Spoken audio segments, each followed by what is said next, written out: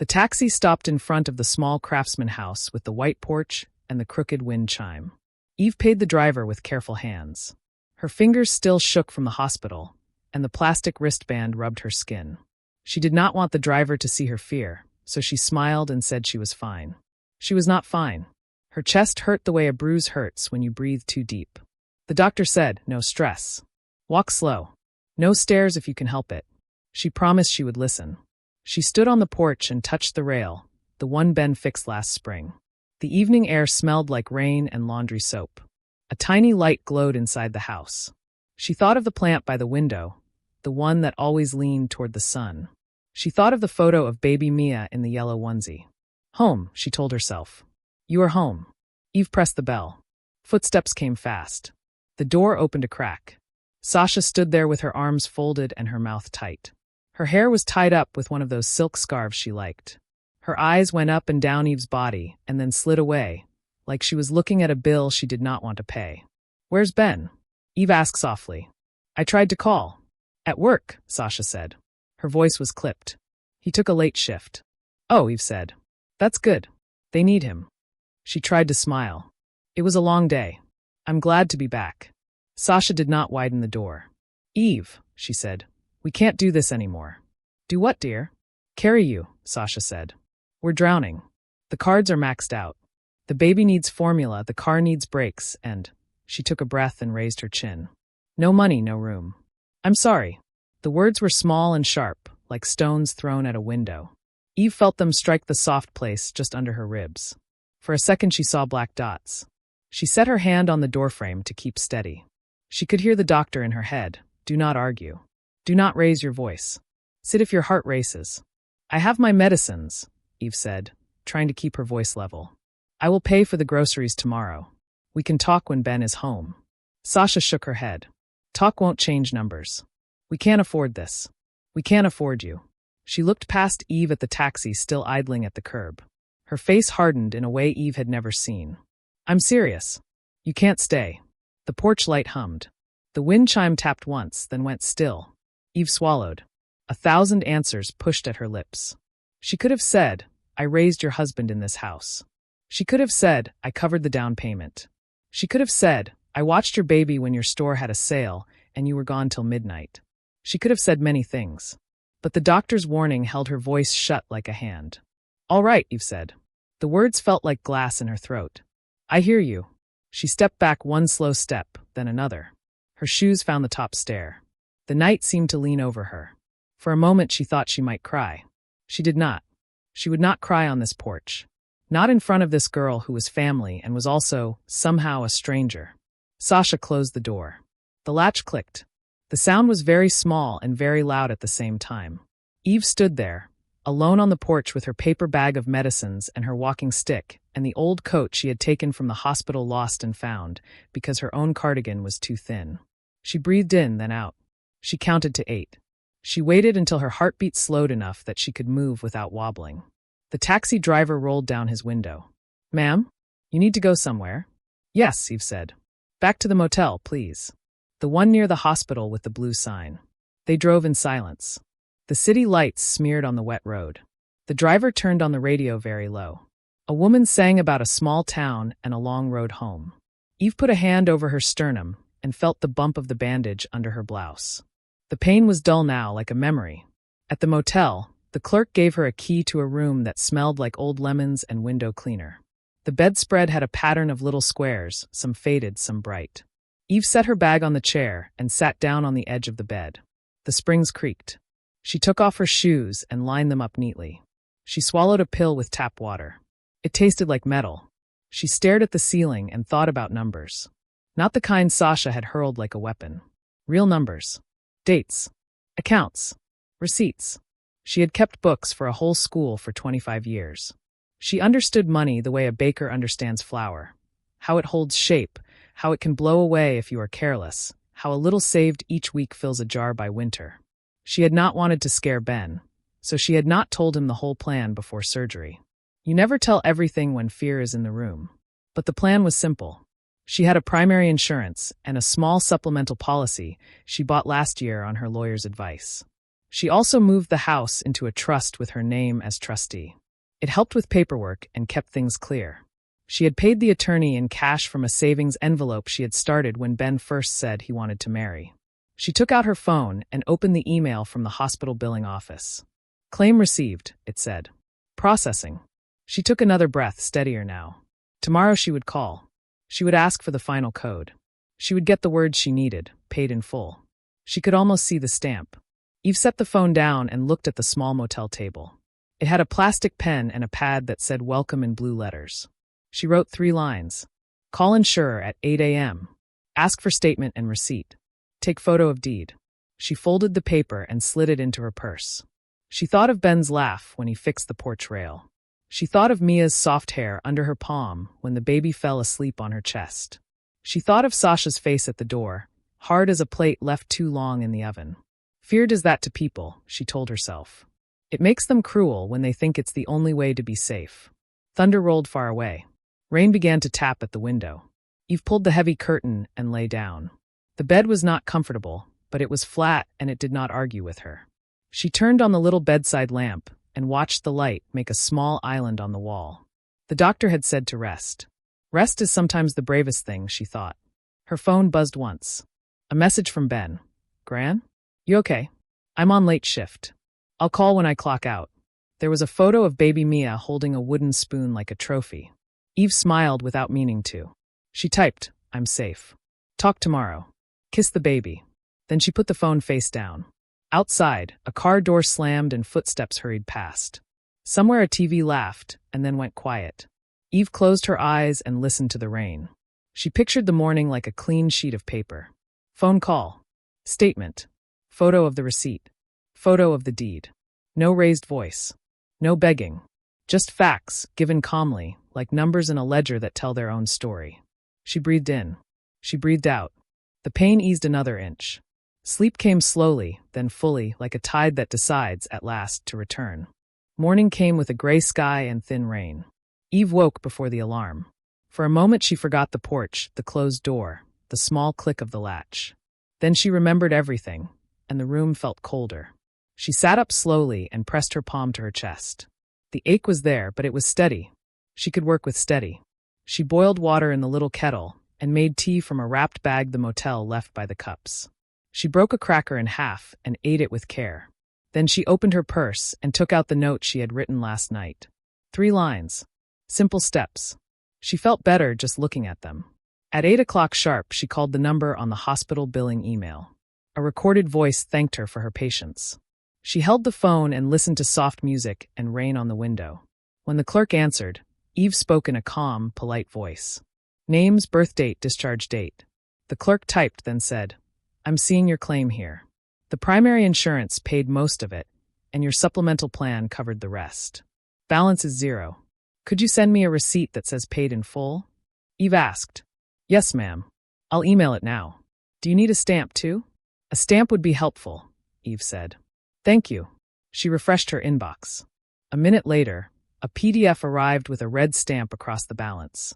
Paid in full. She took a screenshot. Then she printed it at the front desk for a small fee. The clerk, a young man with a sleepy smile, handed over the page still warm from the machine. Rough night, he asked, gentle. Long, she said. But it's getting better. Back in the room, Eve pulled out the red folder she kept under her clothes in the suitcase. Inside were her trust papers and copies of the deed. She had made them months ago and checked them twice. The title read, Evelyn Harper, trustee. She ran a finger along her name. It felt like a fence around a garden she had tended for years. She placed the deed and the hospital receipt side by side on the bedspread. She looked at them for a long moment. These were not weapons.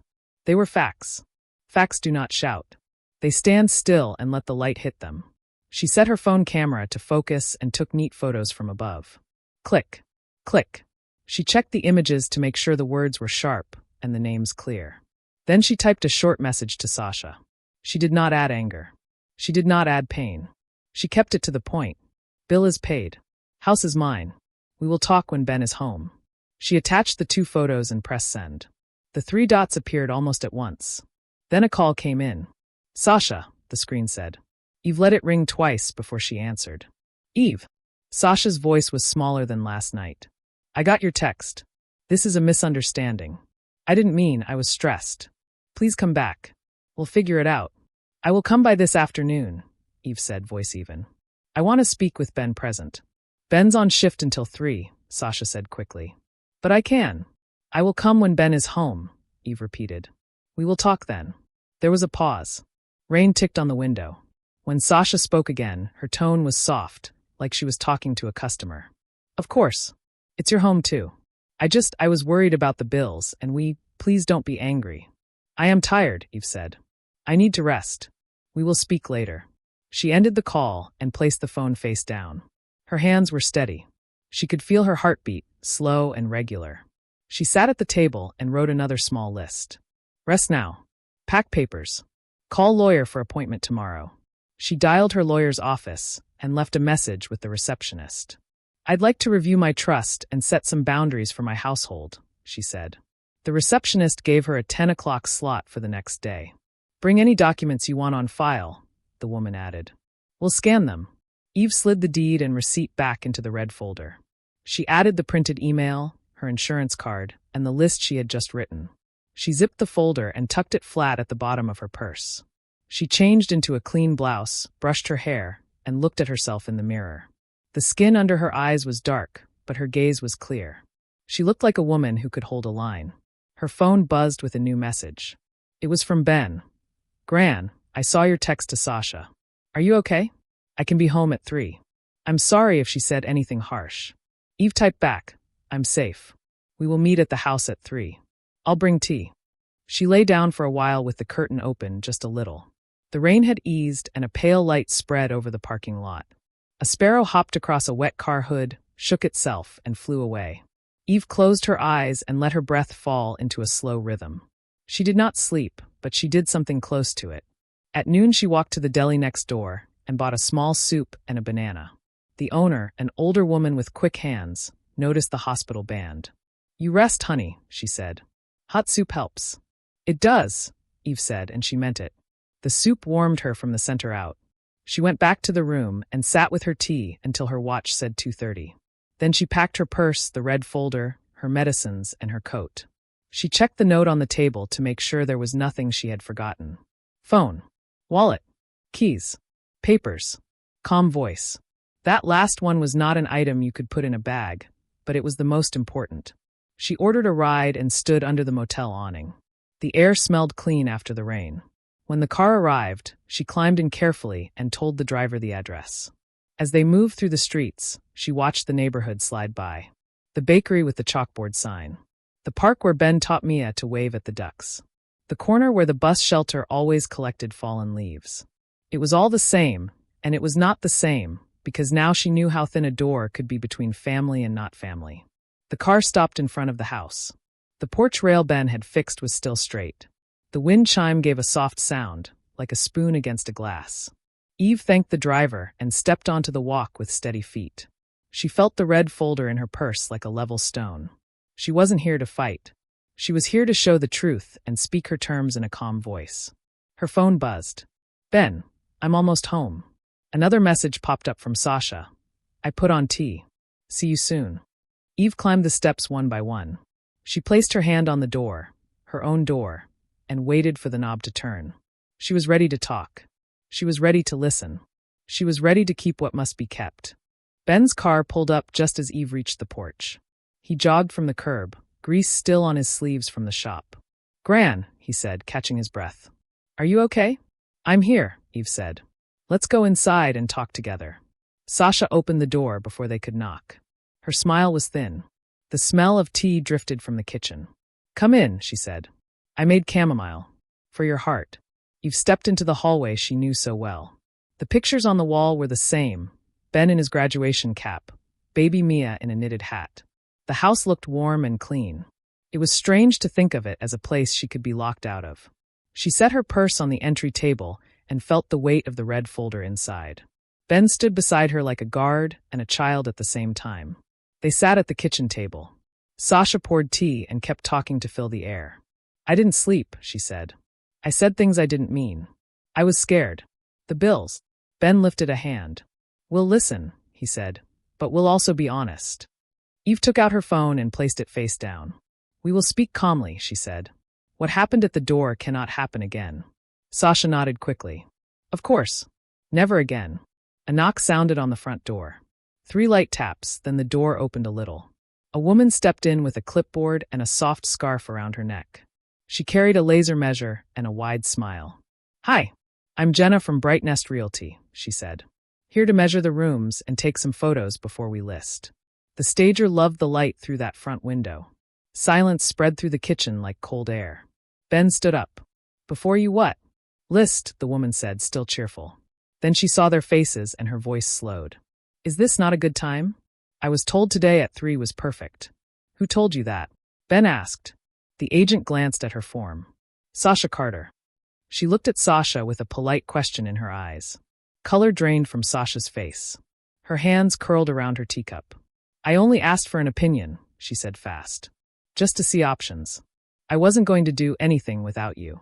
Without anyone. Eve's heart knocked once hard, then steadied. She looked at the stranger in her hallway, at the measuring tape, at the clipboard with their address printed in bold. Facts, she thought. Facts and sunlight. Ben turned to Sasha. You tried to sell Gran's house while she was in the hospital? Sasha shook her head, then nodded, then shook it again. Words fell out in pieces. We're drowning, Ben. The cards are maxed. The car needs work. My store lost money this month. If we sold, we could move somewhere cheaper, start over, pay everything, finally breathe. Eve stood. Her voice was soft but did not shake. The house is not yours to sell. The agent looked from face to face, her smile gone. I'm sorry, she said slowly. I assumed ownership was clear.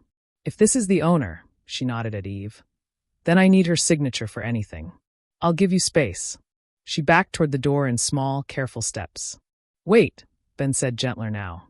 You don't need to be part of this. Thank you for coming. He opened the door for her. The agent slipped out with a whispered good luck and left them with the quiet. Sasha put her head in her hands. I made an appointment, she said. That's all. I was going to tell you tonight. I panicked yesterday. I said those words because I thought there was no other way. Eve opened her purse and took out the red folder. She laid 2 papers on the table. The first was the hospital receipt with the big red stamp, paid in full. The second was a copy of the deed, Evelyn Harper, trustee. Sasha lifted her eyes and read. The words seemed to take the strength from her shoulders. I didn't know, she whispered. You didn't ask, Eve said. You chose force instead of questions. Ben stared at the deed like he was seeing a map of a place he thought he knew. Gran, he said, voice breaking. You put the house in a trust? Months ago, Eve said. It keeps things clear and safe. I told the lawyer to set it so I could handle the papers while I'm alive. Later, it can pass to you and Mia with rules that protect any elder living here. She let the meaning sit in the room. Sasha's eyes shone with sudden anger and fear. I wasn't stealing, she said fast. I would never take your money. Eve slid one more paper from the folder. It was a printed email from her bank. She tapped the line with her finger. A week ago, someone tried to change my online beneficiaries. The attempt failed. The system flagged it. The time stamp is the same hour you borrowed my phone to order groceries. Sasha went very still. I only checked balances, she said, voice flat. I wanted to know what we were working with. I didn't change anything. You didn't succeed, Eve said. There is a difference. Ben looked from one woman to the other, pain all over his face. He picked up Mia from her play mat and held her close, as if the baby could anchor him. Sasha, he said, locking Gran out was cruel. Calling an agent without me was a betrayal. This isn't stress. This is a line. Sasha covered her mouth with a shaking hand. I thought, if we listed fast before she came back, we could fix everything. I told myself it was for Mia. Eve felt the ache in her chest, but it came from deeper than the surgery. You told yourself a story where the ending made you the hero, she said softly. But the middle of that story was me on a porch after surgery. That is not a hero's story. For a moment no one spoke. The wind chime sounded twice, light and strange. A car passed outside. In the distance a dog barked at nothing. Eve drew a slow breath. We will not solve everything today. We will not shout. We will not pretend this was small. She pointed to the table. Here are the facts, my bill is paid. The house is mine. You tried to start a sale. You looked into my accounts. Those facts require actions. Sasha wiped her eyes. What actions? We will meet my lawyer tomorrow morning at 10, Eve said. We will put protections on my accounts. We will put rules in writing. We will talk about where each of us lives in the short term. Tonight, we will keep the house calm for the baby. Ben nodded, relief and sorrow fighting on his face. I'll take the morning off. Sasha gripped her cup and stared at the steam like it could give answers. Do you want me to leave now? Eve looked at Mia, then at the clock, then at the woman who had shut a door and opened a wound. You will sleep here tonight in the guest room, she said. There will be no arguing, no touching my papers, no calls to any agent. Tomorrow, after the meeting, we will decide where you stay next. Sasha nodded, small and tight. Okay. Eve put the papers back in the red folder and closed it. The click was quiet, but it felt like a latch sliding into place. She looked around the kitchen, at the cut lemons on the counter, at the baby spoon drying by the sink, at the square of afternoon sun on the floor. This was still her house. This was still her family. It did not feel that way right now, but truth is a slow worker. It builds trust the way rain fills a well, drop by drop. Ben set Mia in her high chair and kissed the top of her head. Gran, he said, thank you for coming home. I never left, Eve said. I was waiting on the porch for all of us to tell the truth. They ate simple dinner together, toast, soup, a few berries for Mia. Words were careful, like walking on ice. After the dishes were washed, Ben took out a folded blanket and put it on the guest bed. Sasha stood in the doorway with her eyes down. Thank you, she said. Her voice was rough. Eve went to her own room and opened the curtains. The evening sky was pale and clean. She placed the red folder in the top drawer of her nightstand and set her phone on the charger. Then she sat on the edge of the bed and listened to the house breathe. A door opened softly down the hall. The water in the pipes hummed. Somewhere, a floorboard sighed. Tomorrow would be hard. But today had given them something solid, light on the hidden thing. That was the first step, and she had taken it without shouting. She lay back against the pillows and closed her eyes. Her heart beat steady. The truth, at last, was on the table. The next morning the house was quiet. Ben made coffee and held Mia on his hip. Sasha stood by the sink, pale and silent. At 9:30 they drove together to the lawyer's office. No one turned on the radio. Eve sat in the front seat and looked straight ahead.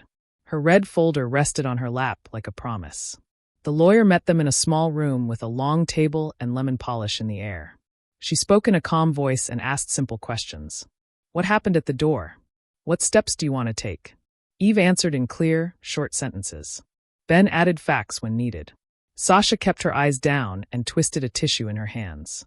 The lawyer wrote an agreement in plain words. Eve would keep full control of her money and her home. No one else would have access to her accounts. Sasha would not touch Eve's phone, cards, mail, or files. If Sasha needed something for the baby, she would ask Eve or Ben in writing first. The lawyer added a plan for debt, a small repayment each month on the card Eve had covered, with automatic transfers so there would be no arguments. Sasha would go to weekly money counseling and send proof. There would be no calls to agents, no listings, no photos of the house, no talk of a sale without Eve's written consent. The lawyer looked at Sasha. Do you understand these rules? Sasha nodded. Yes. Will you follow them? Yes, she said, voice shaking. I will. Good, the lawyer said. Now housing. She explained that tension was high and rest was needed. For 30 days, Sasha would stay at her mother's. Ben and Mia would stay with Eve. There would be a daily visit for Sasha with the baby, 1 hour in the afternoon, with another adult present. After 30 days, they would all sit down again. If the rules were followed and trust had begun to regrow, they could adjust. Sasha wiped her eyes. I don't want to be away from Mia. Ben spoke softly. You won't be away. You'll see her every day. But we need calm. Gran needs calm. Eve placed the deed and the paid in full receipt on the table. These are facts, she said. They're not threats. But the next time someone tries to push me out of my own home, I will call the police first and a lawyer second. No one argued. They all signed. The lawyer notarized the pages and made copies for each of them. She also helped Eve set stronger locks on her online accounts and added alerts for any change. Before they left, Eve asked for one more document. It was an update to her trust. The lawyer typed while Eve spoke. The house goes to Ben and Mia, Eve said, slow and steady. Only if any elder living here is treated with respect. If an elder is locked out or harmed, the gift is canceled and the house goes to charity. The lawyer added the clause and printed it. Eve signed it without shaking. They left the office into a day washed clean by last night's rain. At the curb, Sasha hugged Mia so tight the baby laughed and patted her cheeks. "I love you," Sasha whispered. She handed the baby back to Ben and looked at Eve. "I am sorry," she said, not fast this time, not hiding behind anger. "I was afraid and I chose control. It was wrong." "Fear is not a free pass," Eve said. "But it is a reason to learn." She nodded toward the bus stop. "Go to your mother's. Start fresh today. We will see you at 4. The first week was hard. The house felt both safe and empty. Eve kept the routine simple. Morning tea. Medicine. A walk across the living room to build her strength. Ben cooked and took calls from the shop on speaker so he could rock the baby. At 4 each day, Sasha came with a small bag of toys and a notebook from her counseling sessions. They sat in the living room with all the lights on. Words were short but honest. When Sasha left, she placed her phone on the table and showed the messages she had sent her mother about her budget. "No secrets," she said. Eve only nodded. On day 10, Eve printed a calendar and stuck it to the fridge. She marked the days with little check marks. She put a tiny star on the days when the visit was easy. "We are not tracking perfection," she told Ben. "We are tracking steady." In the second week, Sasha found a part-time job at a reliable store with regular hours. She brought her first counseling receipt and set it on the table next to the baby's rattle. "It felt awful," she admitted. "But the numbers made sense. I have a plan now." She had cut 3 small bills and set up a savings jar labeled emergencies. It had $10 in it. It looked like a seed. Eve said little. But that night, she took a manila envelope from her drawer and counted the cash inside. It was money she had set aside for the baby's future. She did not tell anyone about it yet.